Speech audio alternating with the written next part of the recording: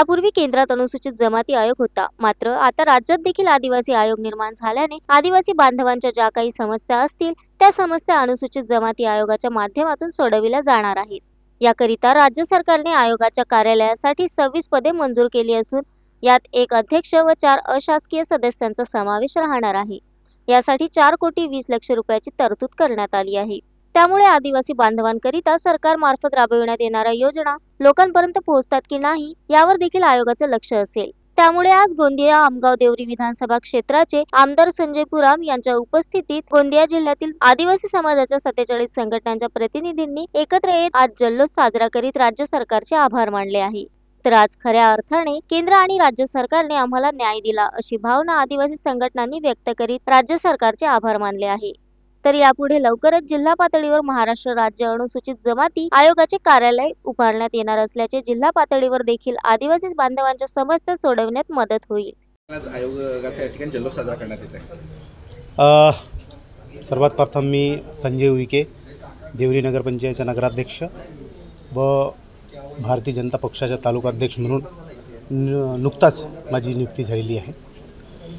3 जूनला आलेल्या 3 जूनला ज्या महाराष्ट्र राज्याच्या मंत्रिमंडळामध्ये जो आदिवासीकरिता स्वतंत्र आयोगची जी स्थापना करण्यात आली ते फडणवीस साहेबांच्या व आपले आदिवासी मंत्री सन्माननीय अशोकजी उईके साहेबांच्या मी मनापासून आभार व्यक्त करतो।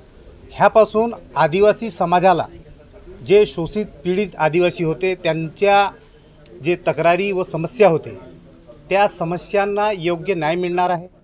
त्यांच्यापर्यंत जी योजना राज्य शासनाकडून राबवली जाते ती योजनावर लक्ष ते आयोगाचा राहणार आहे आणि ज्या समस्या जे काही छोटे मोठे समस्या असतात आदिवासी समाजाचे तर साधा भोळा आदिवासी समाज राहतो, त्यांची समस्यावरही आयोगाकडे तक्रार जाणे आहे। त्यामुळं आता आदिवासी समाजाचा उद्धार हा नक्की होणार आहे आणि त्याचप्रमाणे केंद्रामध्ये मोदी साहेबांनी ज्या बिरसा मुंडांच्या दिवस एक सुट्टी जाहीर केली होती 15 नोव्हेंबर, त्याचप्रमाणे भारतीय जनता पक्ष पूर्णपणे आदिवासी समाजासोबत आहे व त्याकरिता मी आदिवासी समाजाकडून व आमचे सर्व सन्माननीय आमचे आमदार साहेब संजयजी पुराम यांच्या नेतृत्वामध्ये इथं आपण जल्लोष साजरा करत आहोत आणि त्याकरिता मी माननीय फडणवीस साहेब, माननीय अशोकजी उईके साहेब यांचा मी आभार व्यक्त करतो आणि समाजाच्या वतीने आभार व्यक्त करतो। केंद्रामध्ये हा आदिवासी आयोग होता, आता राज्यात देखील लागू झालेला आहे। काय नेमका फायदा होणार आहे आदिवासी समाजाला या आयोगाचा? 2014 मध्ये ज्यावेळेस भारतीय जनता पक्षाची सरकार केंद्रामध्ये आणि महाराष्ट्रामध्ये आली त्यावेळेस देशाचे लोकप्रिय प्रधानमंत्री आदरणीय नरेंद्र मोदी साहेबांनी एक नारा दिला होता, सबका साथ, सबका विकास और सबका विश्वास।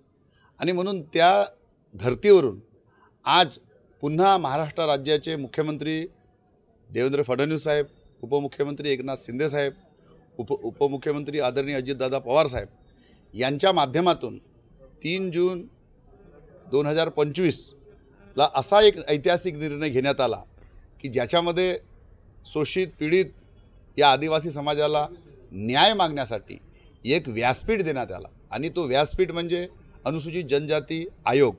अनुसूचित जनजाती आयोग याच्या निर्माण झाल्यामुळे, गठन झाल्यामुळे अनेक आदिवासींना तिथे जाऊन आपल्या न्याय हक्कासाठी लढा लढता येईल।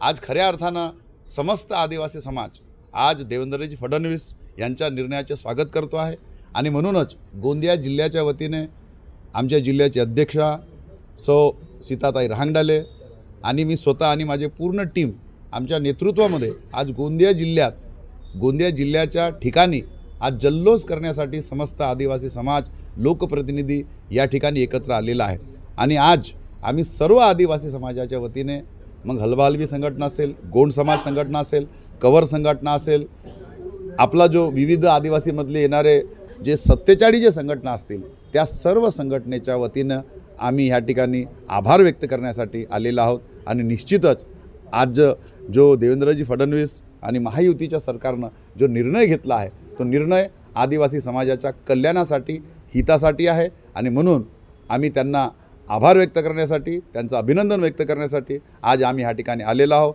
आज आमचा संपूर्ण आदिवासी समाज नरेंद्रजी मोदी यांच्यावर विश्वास ठेवून, महाराष्ट्र राज्याचे मुख्यमंत्री आदरणीय देवेंद्र फडणवीस यांच्यावर विश्वास ठेवून त्यांना प्रचंड बहुमताने या राज्यामध्ये निवडून दिलेलं आहे। निश्चितच आदिवासी समाज देवेंद्रजी फडणवीस, अशोकजी उईके यांच्या पाठीशी खंबीरपणे उभा आहे आणि भविष्यातही उभा राहील। काय सांगाल, आज आदिवासी आयोग जो पारित झालेला आहे 3 तारखेला, त्याच्या जल्लोष करण्यासाठी आपण इथे काढला, काय सांगाल तुम्ही? नमस्कार, मी रजनी मिलिंद कुमरे, समाज कल्याण सभापती। आज अत्यंत आनंदाचा आणि महत्त्वाचा दिवस आमच्या आदिवासी समाजाकरिता, बांधवाकरिता हा आज ठरलेला आहे। कारण महाराष्ट्र सरकारने जो 3 जूनला जो निर्णय घेतलेला आहे, आदिवासी विकास स्वतंत्र आयोगची स्थापना करण्याचा जो निर्णय घेतलेला आहे, अत्यंत महत्त्वाचा निर्णय आमच्या महाराष्ट्र सरकारनं आदरणीय देशाचे महाराष्ट्र राज्याचे मुख्यमंत्री देवेंद्रजी फडणवीस यांच्या नेतृत्वात तो निर्णय पूर्ण झालेला आहे।